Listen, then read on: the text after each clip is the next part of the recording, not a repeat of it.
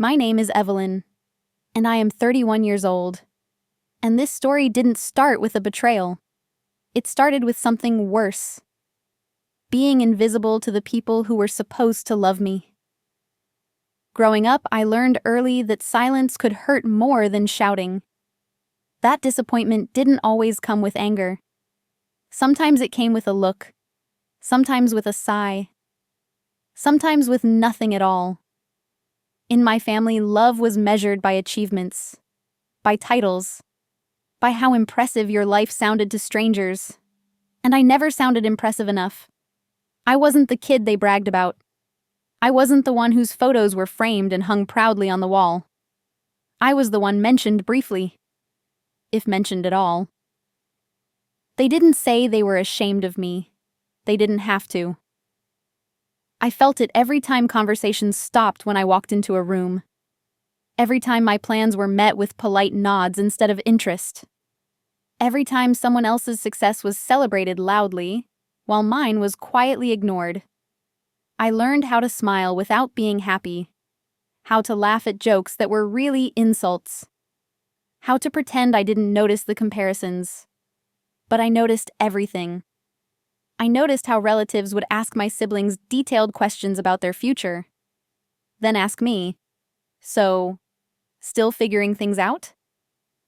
I noticed how my parents would correct my words in front of others, as if afraid I might embarrass them. I noticed how success earned respect, and struggle earned distance.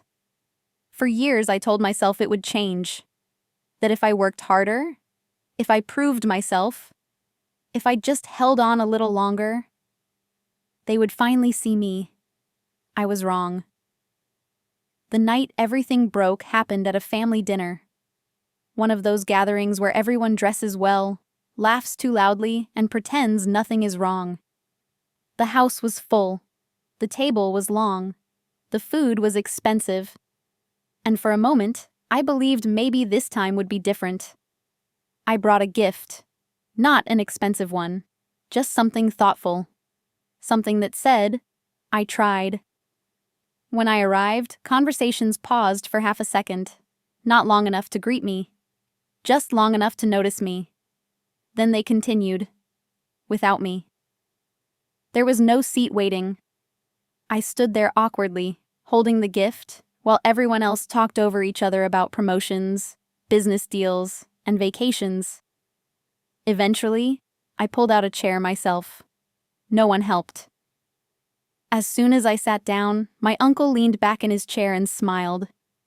It wasn't a friendly smile. It was the kind people use when they're about to enjoy someone else's discomfort. "So," he said, loud enough for the whole table to hear, "what are you doing these days?" The room went quiet. Forks stopped moving. Glasses froze mid-air. This wasn't curiosity. This was entertainment. I answered honestly. I explained my work. I spoke about my goals. I didn't exaggerate. I didn't lie. And that was my mistake. Someone laughed softly. Another person nodded like they were listening to a sad story. Then my cousin smiled and said, "Oh, that's cute." Cute, at my age. My mother looked away. My father checked his phone. No one defended me. No one changed the subject.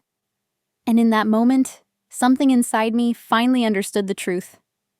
They had already decided who I was, and nothing I said would ever be enough to change that. I ate quietly after that. I smiled when spoken to. I thanked people politely. But inside, I was shutting down. Later that night, I went to the kitchen to breathe. That's when I heard voices in the hallway. My aunt said, quietly, "Why do you even invite them? They bring the whole mood down." There was a pause. Then my own parent replied, "Just ignore it. They're not going anywhere anyway." I stood there, frozen. They were talking about me, not with anger, not with cruelty, with indifference. And that hurt more than anything else ever had. I didn't cry. I didn't confront anyone. I walked back into the room, smiled, and finish the night like nothing had happened. But that was the moment I stopped being who I used to be. From that day on, I became quiet. Not weak. Careful. I stopped sharing my plans, stopped explaining my choices, stopped asking for approval. Instead, I started watching. I watched who only called when they needed something, who forgot about me unless others were watching, who spoke about loyalty but practiced convenience. I noticed patterns, and patterns don't lie. Over time, I pulled away. I skipped gatherings, answered messages late, let conversations die naturally.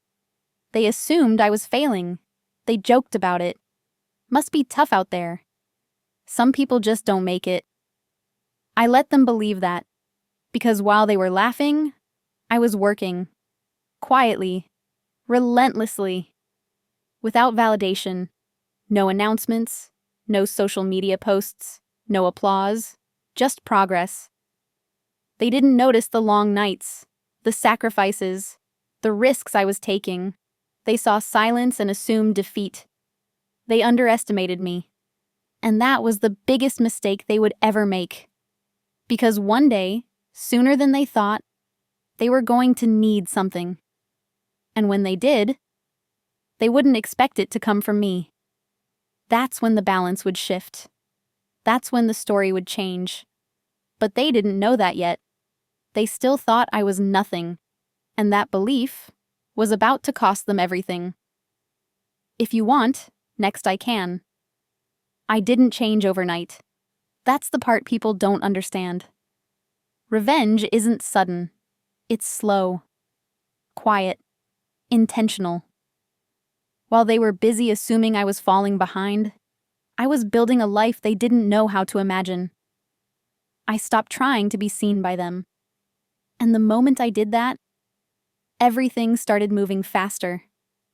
I worked when no one was watching, learned things I never talked about, met people I never mentioned.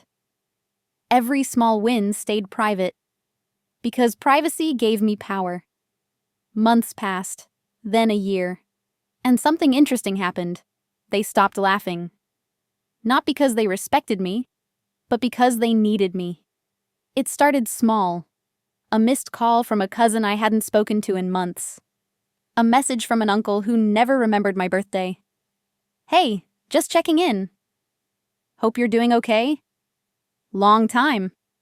Funny how concern shows up when curiosity replaces judgment. I replied politely. Briefly. No details. That confused them. They were used to me explaining myself. I didn't anymore. Then came the real test. One evening, my phone rang. It was my mother. Her voice was different, softer, careful. She asked how I was doing, not out of love, out of uncertainty. I said I was fine. Nothing more. She paused. Then she asked the question she really wanted to ask. So, what exactly are you doing these days? I smiled and gave her the same vague answer they had given me for years. Oh, just trying. Silence. She didn't like that, because for the first time, she didn't know where I stood, and people who rely on control hate uncertainty. Soon after that call, the invitations started again. Family dinners, casual get-togethers. Just wanted to see you. I said yes to one. Just one. I wanted to observe. When I walked into that house, I felt it immediately. The energy was different, not warmer, curious. Eyes followed me. Smiles lingered a second too long. They were measuring me, trying to see if I looked successful, if I dressed differently, if confidence showed. I gave them nothing. I was polite, quiet, unremarkable, and that made them uncomfortable. At dinner, the same uncle asked again, "So, any big plans for the future?" This time, his tone was careful. I smiled and said, "Nothing worth talking about yet." That answer bothered them, because silence from someone they once looked down on felt like disrespect. After dinner, I overheard whispers. Do you think they're doing better than they let on? They seem different. Different scared them, because it meant they no longer understood me. Then came the first real moment. The moment the power shifted. My cousin, the same one who called my life cute, showed up at my door one afternoon. Unannounced, smiling too hard. They needed help, not advice, not support, connections. They were in trouble. A deal falling apart. Money issues, reputation on the line, and somehow, my name had come up. They didn't explain how. They didn't need to. I listened quietly. Then they said something that almost made me laugh. You always were smart. We just didn't realize it. There it was. Not an apology. A revision. They wanted to rewrite history without acknowledging the pain. I didn't confront them. I didn't remind them of the laughter. I simply said, I'll think about it. Their smile faded. They weren't used to that answer from me. A few days later, my father called, direct, uncomfortable. He asked if the rumors were true. If I really had resources. I asked him what he meant. He hesitated, then said, People are saying you're doing well. I let the silence stretch. Then I said, People say a lot of things. That silence hit harder than any argument ever could. Because now, they weren't judging me. They were unsure of me. And uncertainty flips hierarchies. Soon, everyone wanted clarity. They started asking questions they should have asked years ago. How was work? Where was I living? Who was I spending time with? I answered none of it. Because I had learned something important. Access is earned. And they hadn't earned it. Then came the family event they couldn't avoid. A public gathering. Important people present. Reputations at stake. They asked me to attend. Not as an afterthought. As a request. And that's when I realized something. They didn't want me there because I was family. They wanted me there because I was useful. And that was the moment I understood. I had already won. But the story wasn't finished. Because the real revenge wasn't refusing them. It was letting them believe they still had a chance. So I said yes. And I prepared. Because what was about to happen at that event would force them to face a truth they had spent years avoiding. The truth about who I really was. And who they had treated like nothing. The night of the event arrived. A family gathering, larger than usual, full of people I hadn't seen in months. Some I hadn't spoken to in years. I walked in quietly, confident, calm. Inside, the atmosphere was exactly what I had expected. Whispers, glances, the subtle shifting of seats as people tried to measure me. I could feel it, the hesitation, the curiosity, the fear that maybe I wasn't the same person they thought I was. I smiled politely, nodded at a few people, and let the tension settle. No one approached me first. No one greeted me like before. Because now I wasn't invisible. I was significant. And they weren't sure why. The first crack appeared almost immediately. My uncle, the same one who mocked my life, leaned closer to my mother. I don't know what to make of them, he whispered. She just stared. Eyes wide. Realization slowly dawning. Meanwhile, the cousin who had come to me for help months ago tried to act casual. Too casual. It was obvious they were nervous, unsure how much I knew. And I did. I had observed. I had waited. I had planned. They thought I had forgotten every insult, every dismissive comment, every time they ignored me. But I hadn't forgotten. Because revenge isn't about anger. It's about timing, precision, and impact. Then it happened. Someone mentioned a problem, a crisis, an opportunity I controlled. Could ___ handle this? Someone asked. And help fix it? All eyes slowly turned toward me, and I let the room pause for a heartbeat, long enough for them to feel the weight of what they were asking. I smiled. Not smugly, not cruelly, just calmly. Yes, I said. The silence that followed wasn't relief. It was shock. They realized something in that moment. They needed me. The same people who had mocked me, dismissed me, and laughed at me were now dependent on me. And here's the thing about dependence. It's a slow poison for arrogance. I began to answer questions, provide solutions, offer insight they didn't expect. Each word, each action reinforced the truth they had ignored for years. I wasn't weak. I wasn't failing. I was unstoppable. And they couldn't take it back. The room shifted subtly. Respect replaced ridicule. Care replaced indifference. But I wasn't done. Not yet. Because revenge isn't just about proving them wrong. It's about showing them exactly what they lost. And over the next few hours, I did exactly that.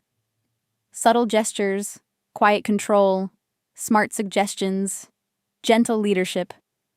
By the end of the evening, my presence had shifted the entire dynamic of the gathering. They whispered, they watched, they calculated. And through it all, I stayed calm. Silent power radiating in ways they didn't understand. Then came the final moment. Someone asked me directly, for the first time in years, "What have you been doing all this time?" I looked at them, steady, unshaken, and I said simply, "Something you'll never forget." And that was all it took. Eyes widened, breaths caught. The laughter of the past years vanished completely. They finally understood. They had dismissed me for years. But now I was untouchable. And this was only the beginning. Because true revenge isn't about getting even. It's about making sure they remember the moment they underestimated you. Forever. The months that followed the event were telling. Suddenly, my absence was felt everywhere. The whispers started sooner than I expected. The calls, the messages, the invitations, they weren't out of love. They were out of necessity. It was beautiful in a way. The same people who had dismissed me, mocked me, and treated me like nothing, now needed me. And they didn't know it yet, but I controlled the terms. One by one, they reached out. Not with apologies, not with kindness, just with requests, a business matter, a favor, a problem they couldn't solve alone. And I listened. I offered help, carefully, only on my terms. Every time I spoke, every time I acted, I reminded them silently, I am not who you thought I was. I am not your little disappointment. The first one to realize the full scope was my father. He called me one evening. His voice was low, careful, hesitant. "I heard about what you're doing," he said. I let a pause stretch, long enough to make him feel it, long enough to make him understand the gravity. "I'm proud of you," he added quietly. I smiled, but I didn't reply. Pride wasn't the point. Recognition wasn't the point. The point was, they finally knew what they had lost. The second realization came from my cousins. They reached out, trying to reconnect, trying to seek approval. As if the years of mockery could be erased with a single message. I let them wait. I let them wonder. I let them remember all the times they laughed at me. Because revenge isn't about cruelty. It's about timing. It's about making them reflect. The family gatherings changed after that. No longer could they ignore me. No longer could they laugh behind my back. I was part of the conversation now, on my terms. I didn't boast. I didn't gloat. I let them see the results quietly, effortlessly. It was more powerful that way. Every subtle glance, every careful word, reminded them of the years they dismissed me. And then, finally, the public acknowledgement. It wasn't an apology. It wasn't even intentional. It was a moment when everyone in the room realized I had succeeded.